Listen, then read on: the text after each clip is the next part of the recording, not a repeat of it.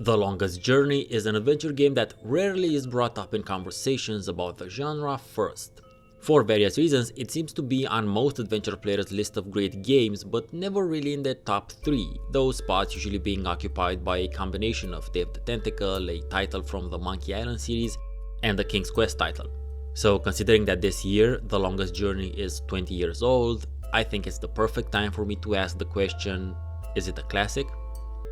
Right off the bat, I need to make it clear that I will be mildly spoiling a few things from the game's story, mostly related to its setting, but I won't be diving into plot points, nor will I be showing how to complete any of the puzzles, even though there might be footage of puzzle solutions, but those are two very different things. So if you haven't played the game yet and want to go into it completely cold, better watch my video after you're about halfway through.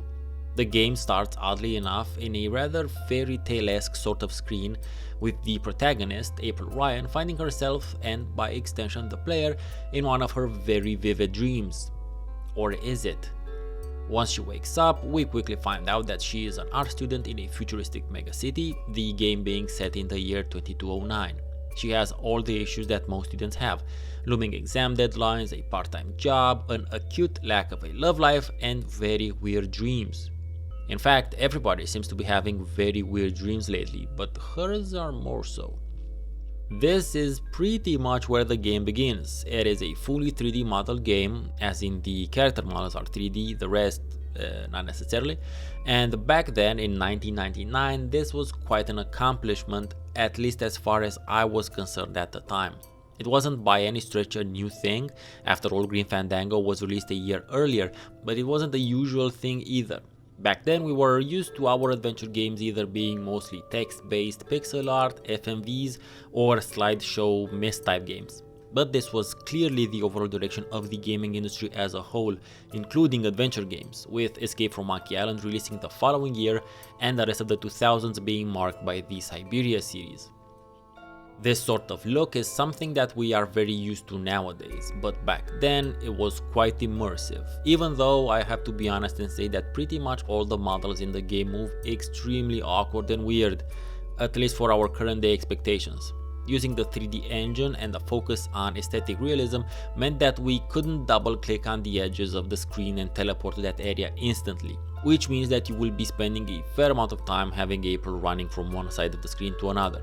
Thankfully she does run, but there seem to be a bit too many transitional screens that could have been avoided in as far as the game functionality goes.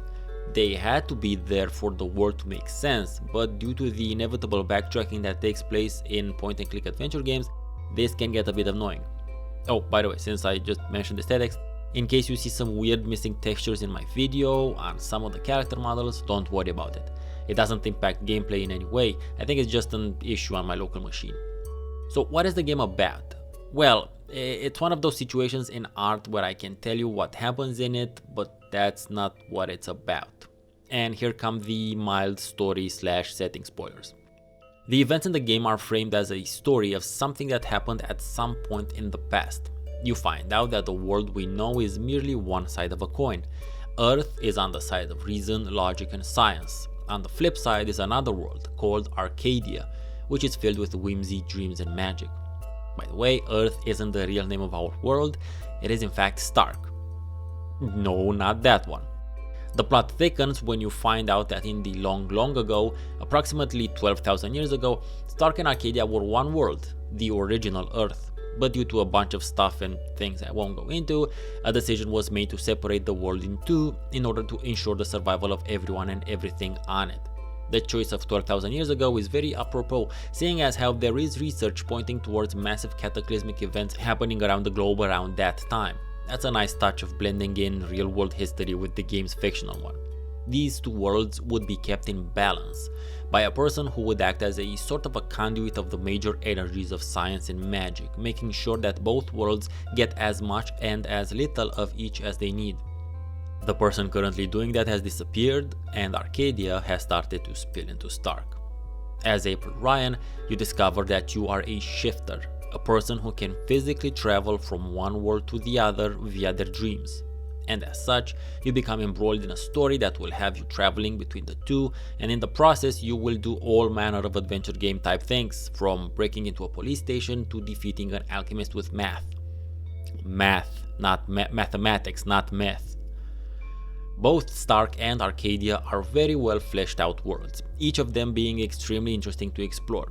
Stark nowadays is more like an overly optimistic look at what our real world future could be. Sure, it has corporations running and owning literally everything, including the police department, but it also has artificial plants capable of photosynthesis, flying cars, and off-world colonies. Little to no mention of catastrophic climate change happening 150 years ago, so maybe they managed to avoid the worst of it. Arcadia is inherently interesting because it is a fantastical world permeated by magic, which has remained in what looks to be the equivalent of our real world's Middle Ages, even though it is as old as Stark is. The writing of the game, the story, characters, and settings are all top-notch. You'll find it very easy to become engrossed in what is happening and wishing to solve the puzzles as quickly as possible so you can progress the story further. Likewise, the dialogue is generally to the point, interesting, featuring some light philosophical nuances as well as a bunch of references to old movies and TV shows, which is explained in the game by virtue of April being an art student and by extension having a bit of a passion for 200-year-old movies. This is taken further when you have to meet an important character in a movie theater showing noir films, and he's a fan as well.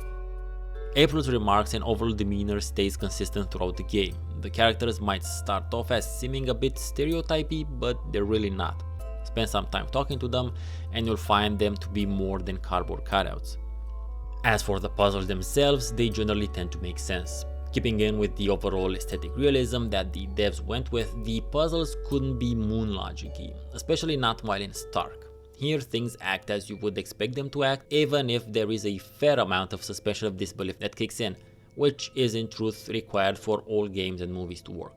In Arcadia, since the world is governed by magic, weirder things can happen. Animals that you wouldn't expect to talk can talk, and iron is the currency metal of choice, gold being worthless. But the same general rules of physics, such as magnetism for instance, apply there as well, and sailboats still need wind in order to travel. As long as you explore the entirety of the screens and the dialogue options, you shouldn't be stuck anywhere for long.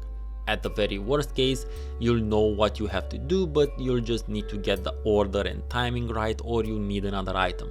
Or you already have the item and aren't aware of it yet.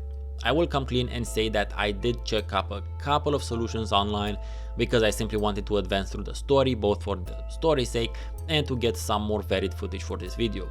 Here's a non-spoilery tip I can give you. You can look at the items in your inventory. That should solve at the very least a couple of semi-problematic puzzles. You might get stuck at the duck one, but that's understandable. Just stick with it and go with what reason says should work given the circumstances. Oh yeah, the game also has a very useful feature called April's Diary, which is great if you leave the game for a while and then get back to it later. In it, she summarizes what's been happening and tells you what you have to do next. The music requires a bit of a special mention because there is game music and then there is music in the game world. While in Stark, the game world music is sufficiently weird to sound like something futuristic, even now, but also melodic enough to not be just a bunch of random noises. You know, like dubstep for instance. In Arcadia, as one might expect, you get a much more medieval feel to the music in that world. The game music is otherwise solid as well. So now cometh the question, what maketh a video game a classic?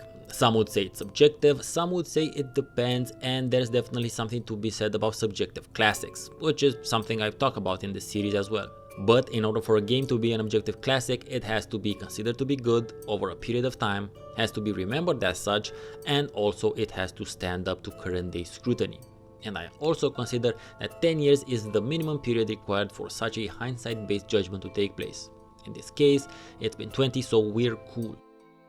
Looking at the longest journey through the objective lens, the game was both a critical and commercial success at its release, and it has maintained that reputation throughout the intervening 2 decades. It has also spawned a sidequel and a direct sequel, the latter of which being successfully crowdfunded, thus proving the importance, impact, and staying power of the game. and you can easily play it nowadays as long as you don't mind the rough edges of the models and whatnot. Now when I flip it to the subjective, that's where things get interesting. I have played The Longest Journey only once, sometime around its release, close to 20 years ago. I can only remember that I was in high school, but can't pinpoint it further than that. Despite that sole playthrough, the game has lodged itself firmly into my personal gaming history, and even though it is not the first thing that springs to my mind when I think of adventure games, that place will forever be dedicated to Grim Fandango, followed by Day of the Tentacle. It is generally a very close third. In the intervening 2 decades, I had forgotten a lot about the game's details. I remember the general plot and some of the characters, but playing it now, I discovered there were many screens and puzzles that I had completely forgotten about. And yet, at the same time, I was also quite pleasantly surprised by how many of the puzzles and their solutions I remembered. I don't know if it's because of the time I spent on them back then, or if it's just down to how absorbed I was when playing it originally. And I cannot stress this enough, I have only played the game once, 20 years ago. I never felt the need to replay it until now, and it's a good thing I waited. Somewhat paradoxically, I identify with April so much more playing it now, even though I was closer to her age 20 years ago. But everyone who is over 30 will tell you, your 14-year-old self has little to nothing in common with your 20-year-old self. But here I am now, my almost 34-year-old self is an art student as well, which is odd and completely unpredictable 20 years ago. Sure, I'm not responsible for the fate of 2 entire literal worlds, but now I have responsibilities and realizations I did not have when I originally played it. Responsibilities towards my and my significant other's well-being, our relationship, to our personal development, and towards the literal world that we live in. Things that 14 to 15-year-old me had literally no clue about, nor should he had. And I too have discovered after many years of experimenting with various things that, at least for me, seeking a path of balance in all things is most in tune with my level of perception and awareness of the world around me. And this is to a certain extent what happens to April. Her awareness of the surrounding world expands tremendously, responsibilities that she didn't really ask for are put upon her shoulders, and through her force of will, ingenuity, compassion, and with the help of loved ones, as well as a heaping dose of sheer dumb luck, she makes it through it all successfully. And that's not just a summary of the game, that's a summary of life. I always found it interesting and fascinating how the people in Arcadia are aware of Stark, but not the other way around. But now, I think I understand what the writer meant. In the game, this is explained by the fact that when faced with the logic and reason of strict physical laws, the people of Stark simply could not believe that Arcadia truly existed.